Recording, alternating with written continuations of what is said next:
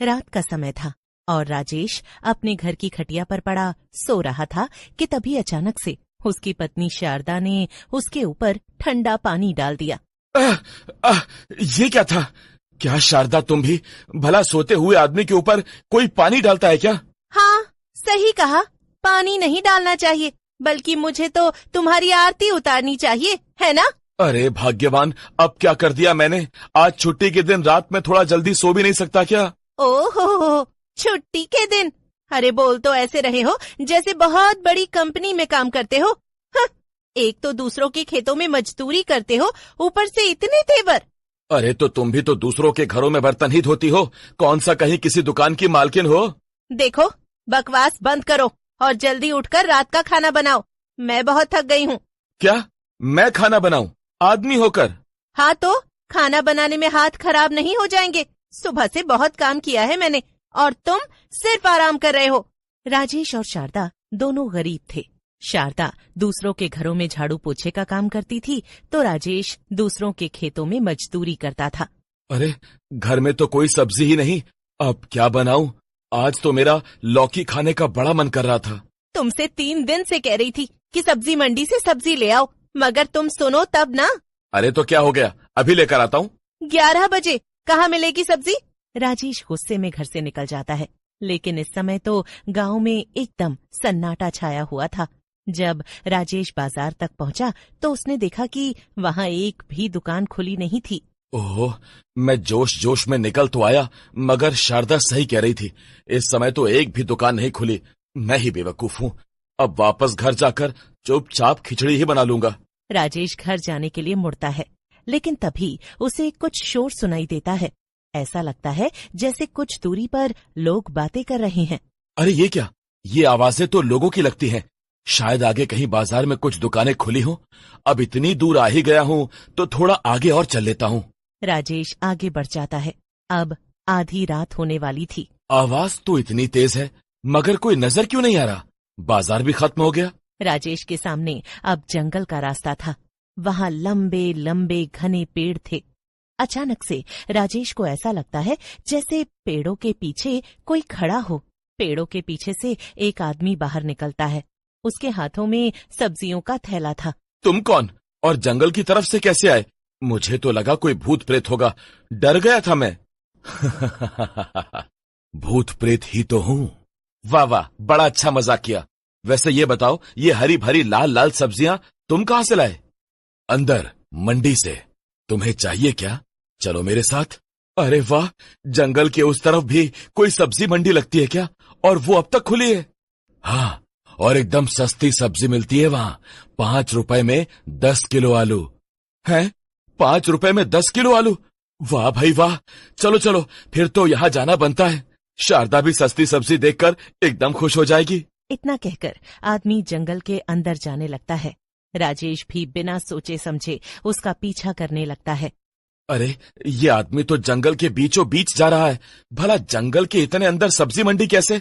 ओ भाई सुनो, क्या हम सही रास्ते पर हैं? लेकिन वो आदमी तो राजेश की बात सुनता ही नहीं और उसे अनसुना कर देता है। अब वो आदमी एक डरावने भूत में बदल चुका था और वो हंसते हुए राजेश को जंगल के अंदर ले जा रहा था। अरे तुम जवाब क्यों नहीं दे रहे? हम सही तो जा रहे हैं ना? हाँ, बस मेरे पीछे आओ। ये इस आदमी की आवाज अचानक से फटे बांस जैसी कैसे हो गई? कुछ तो गड़बड़ जरूर है। वापस लौट जाऊं क्या? लेकिन अब बहुत देर हो चुकी थी। राजेश आदमी के पीछे चलते चलते एक सब्जी मंडी तक आ गया था। भूत बिना पीछे मुड़े राजेश से कहता है, आ गए हम सब्जी मंडी। हैं? आ गए? यानी सचमुच सब्जी मंडी है? और लेकिन तभी अचानक से राजेश के आगे वो आदमी गायब हो गया। ये देखकर राजेश के होश उड़ गए।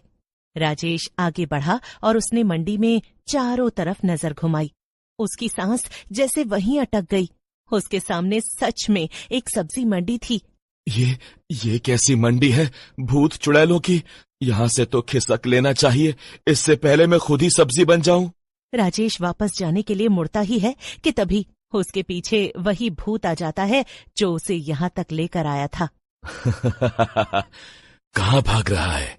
अरे भाई, यही तो है हमारी खास मंडी। यहाँ सब कुछ मिलता है, सस्ता और बढ़िया। चल फिर सब्जी खरीद ले जरा। हिम्मत करके राजेश उठा और उसने एक दुकान की तरफ कदम बढ़ाया। ये टमाटर कितने के हैं?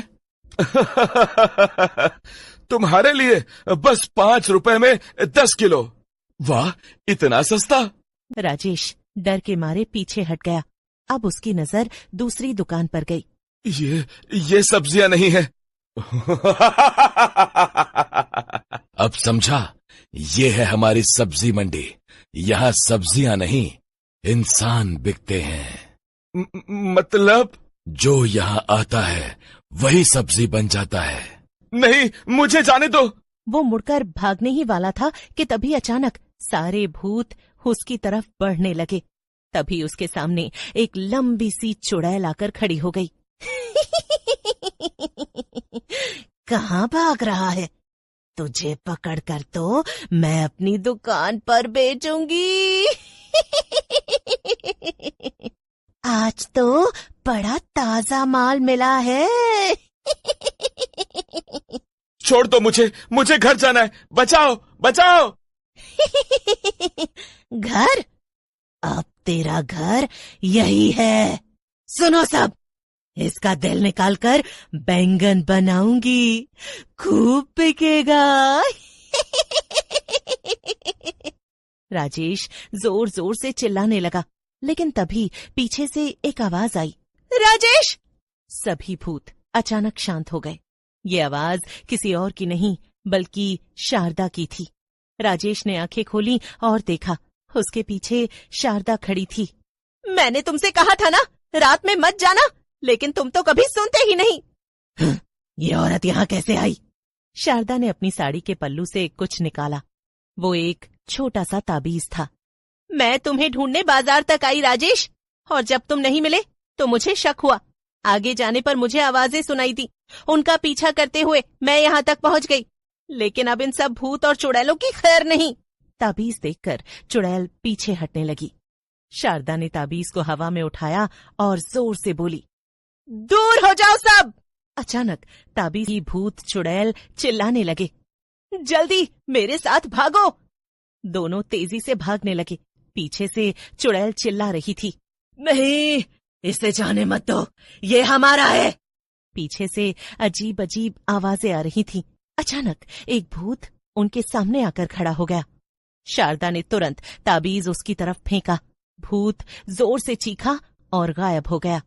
आखिरकार दोनों भागते हुए जंगल से बाहर निकल आए। जैसे ही वो बाहर आए, सब कुछ पहले जैसा हो गया। अब समझ में आया जिद का क्या नतीजा होता है, खाली लौकी। माफ कर दो, आगे से कभी नहीं करूंगा। ठीक है, चलो अब घर चलते हैं, और हाँ, आज खिचड़ी ही बनेगी। दोनों धीरे धीरे घर की तरफ चलने लगे, लेकिन जंगल के अंदर अंधेरे में वो चुड़ैल अभी भी खड़ी थी। भाग गए, लेकिन अगली अमावस्या को फिर आएंगे।